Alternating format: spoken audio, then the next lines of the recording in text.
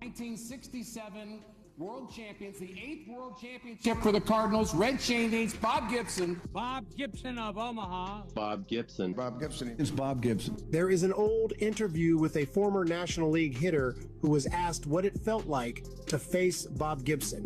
He did not pause. He did not think. He just laughed quietly and said it was like stepping into a decision you could not undo.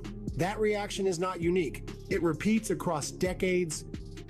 I ask you a few things. Best pitcher you ever faced, most dominant pitcher you ever faced? Well, of course, you have to put Gibson in there, Bob Gibson. And The great Bob Gibson. Oh, man, one of the best pitchers ever. Boy, Bob Gibson was, man, when you think of those great pitchers from way back, man, he's right there at the top of the list, in my opinion. When MLB players were asked about Bob Gibson, the answer always came quickly. No hesitation, no long pause, just the same reaction every time.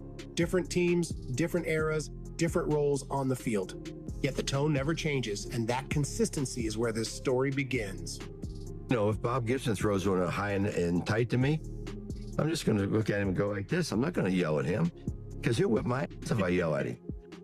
The more you knew about a pitcher, the more effective. Well, yeah, you're right about that. And that's why, that's a good question, because that's why I think, and I tell this to people around America, that the easiest place to hit is the big leagues.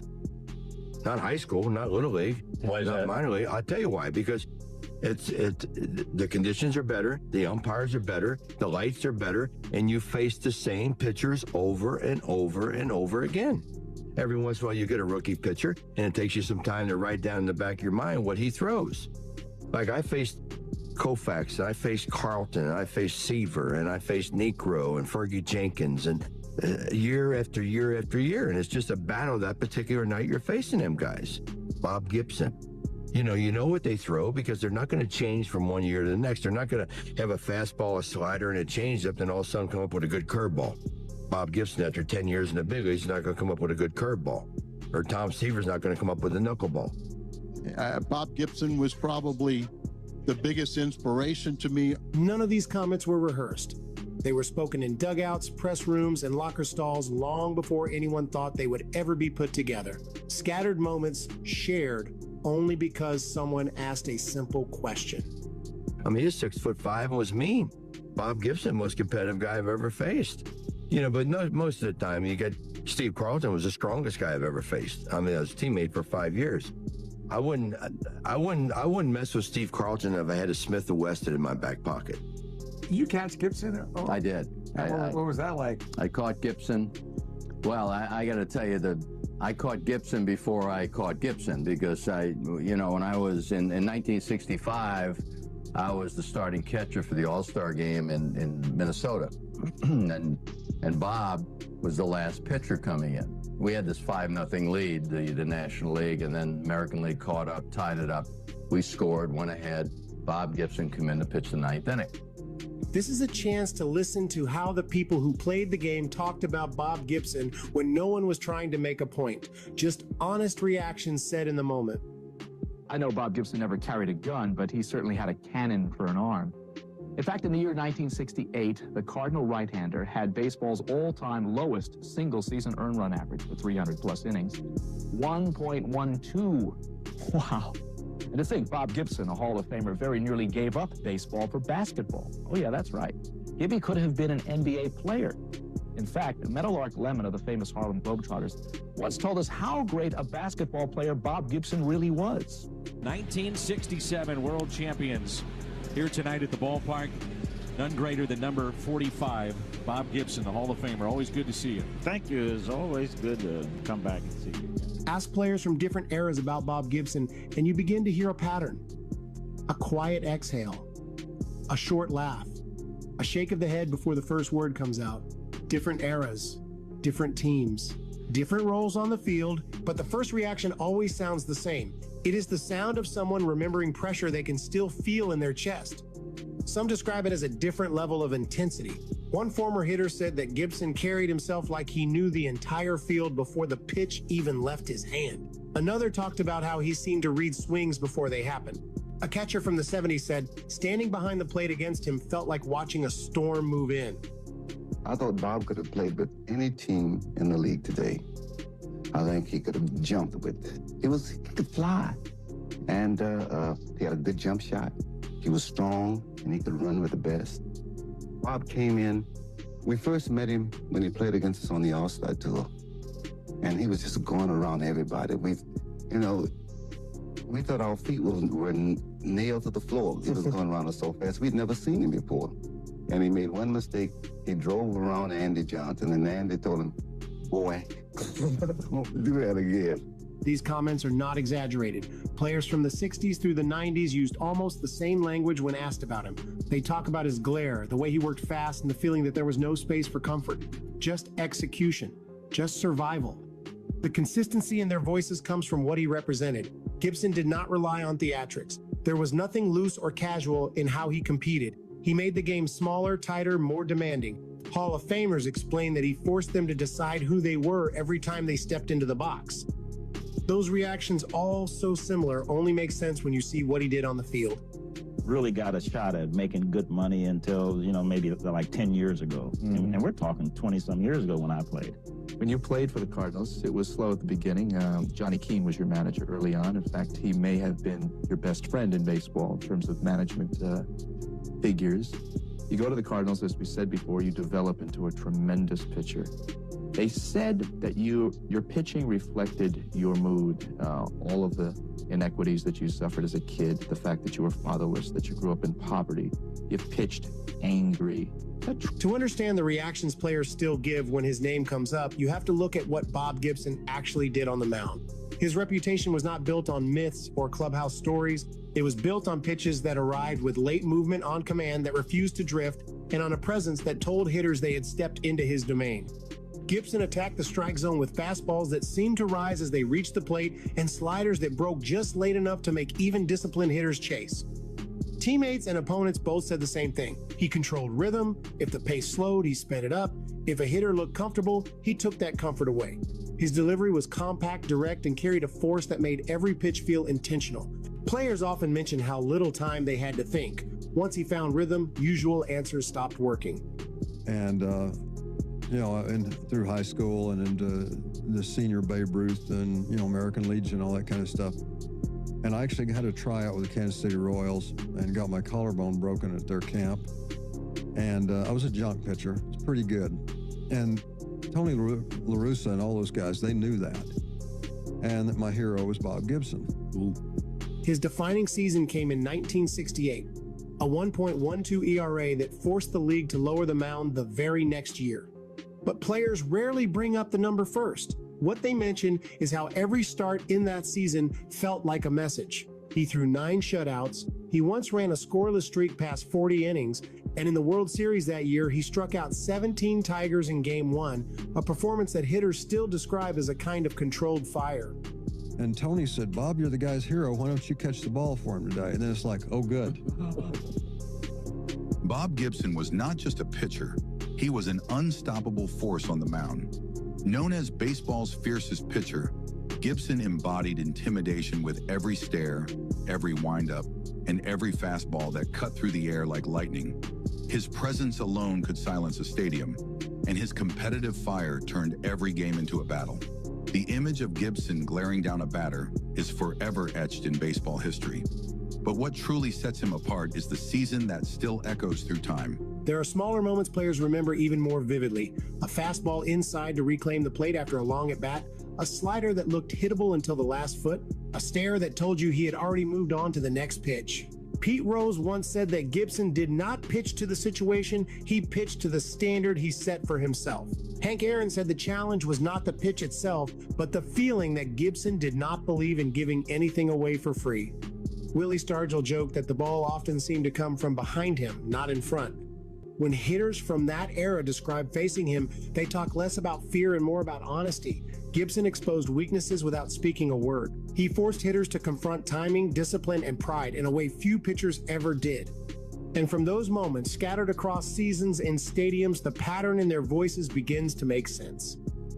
You're always going to get a top-flight job done by him, whether it be outfield or whether it would be hitting or just doing things to help the ball club wasn't about. My first time against Bob Gibson. I'm playing against Bob Gibson. I'm playing second base for Tommy Helm. He struck me out the first 2 times I faced him, and the third time I hit a line drive right back at him, hit him in the knee. He bounced off the mound and threw me out, and I'm jogging back with my head down behind the mound, and I hear him say, with my head down, I hear him say, "Don't ever do that again, kid." I get to the dugout, and Pete Rose says to me, he says, "What'd he say to you?"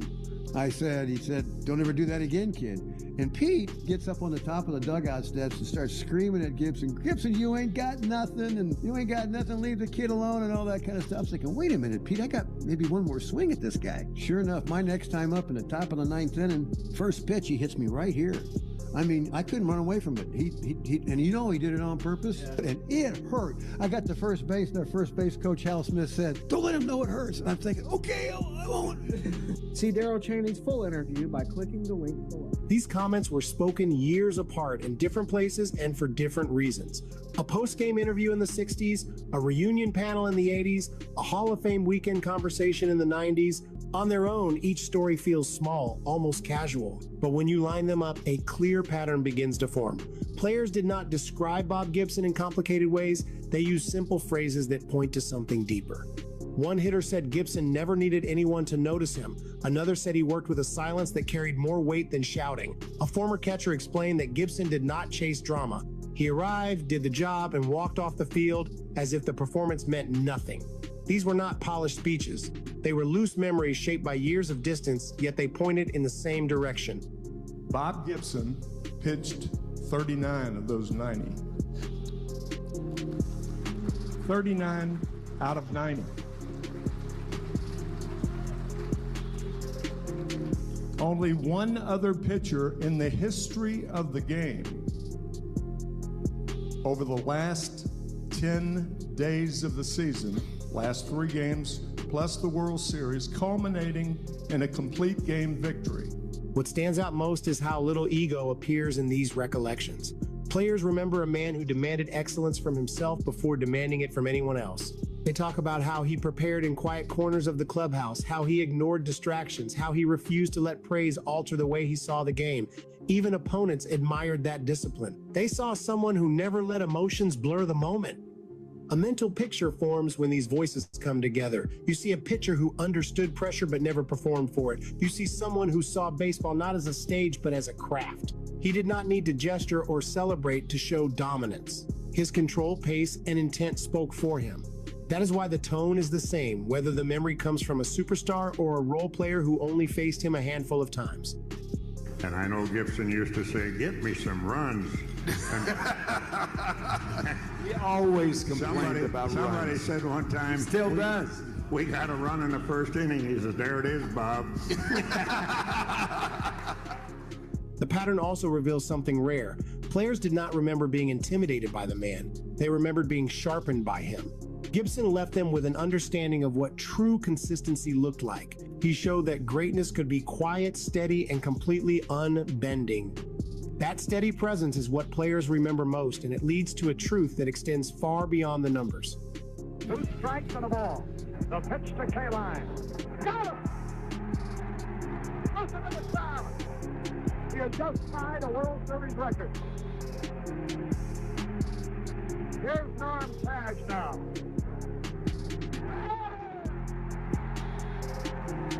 Once again, a standing ovation. A new World Series record. Here's Willie Hort now, and he could end it all now with the most dramatic of flourishes. He got it! Struck him out! Look at the scene on the field. McCormick, the first one. Now his infielders all over him. I just turned around and looked at the scoreboard. I had no idea. When players speak about Bob Gibson, they rarely bring up statistics. They mention the 1.12 ERA because it is historic, but the stories that come after it reveal something far larger. They talk about how he carried himself during long seasons, how he handled pressure without changing his expression, and how his presence shaped the standards of the game. Numbers fade when the people who lived those moments describe what he meant. Teammates often say Gibson did not need to lead with speeches. He led by consistency. He showed up ready. He stayed focused. He did not let frustration spill into the next inning. Young pitchers noticed that. Veterans respected it. Many have said that watching him work from the dugout taught them more than any instruction could. His discipline became a quiet model that others tried to match. Bob Gibson pitching, and when I was watching the 1968 series, Game 7, deciding game, Cardinals versus Detroit Tigers, and it was Gibson versus Mickey Lolich, and they go 6 innings scoreless. There's a unfortunate misplay by Curt Flood that kind of ruins it for Gibson, costs the Cardinals a chance of winning it. But the whole time that I was watching, in the back of my mind, I had this idea of looking for Bob Gibson to stand out in some way, because I keep hearing about how intimidating he is, and I've heard all these stories. There's a very famous quote from Hank Aaron, and I'll just read it to you verbatim. Opponents speak about him in a similar way. They talk about the way he elevated competition without saying a single word. Hank Aaron once said that Gibson made greatness feel normal because he expected it every time he took the mound. Johnny Bench explained that facing him was not about surviving a pitch, but proving that you deserved the at-bat. Even players who struck out multiple times said the same thing. They walked away sharper, not discouraged. What separates Gibson from many legends is the weight of that influence. He raised the standard without ever drawing attention to himself. His toughness was never theatrical. His focus was never forced. It was natural, steady, and unwavering. And players from different generations saw that as a rare form of integrity. They still describe him as someone who understood the game at its most demanding level. Aggressive, but he cared a lot for people and his family. He was so much more. I have about 50 pictures of us, but this one here is my favorite picture. Rodney Weed says he and Gibson had a friendship that spanned 75 years. The two grew up in a housing project in Omaha, Nebraska. I want to tell you a story. Do I have time to tell you a story? Of course. Those stories ranging from when they were just 13 and Gibson hit the first home run they've ever seen in person. We tagged the base, first, second, third, fourth home, and came right back and just sat down. And we didn't know what to do because it never happened before. To his time at the Cardinals, where in his early years he couldn't stay at the same hotel as his teammates. Racism was rampant, and of course, St. Louis is no exception. He says perhaps the most interesting story is how Gibson came to be a Cardinal. After hearing all these voices, one truth remains. Bob Gibson is remembered not for the numbers beside his name, but for the way he changed the expectations of everyone around him. He showed that excellence could be strict, quiet, and completely honest. When you have to face pitchers like Gibson, Koufax, Drysdale, Tom Seaver, and all those guys, these guys was known not to go out there and pitch 4 or 5 innings. They were known to go out there and pitch 9 innings. Yes. And if they were ahead in the 5th or 6th inning, I always tell people that you probably... When MLB players are asked about Bob Gibson, the answer still sounds the same. It does not drift. It does not soften. It does not change with new generations. The tone in their voices carries the weight of someone who forced them to confront the game at its highest level. They remember the pressure, the discipline, and the honesty he brought to every inning.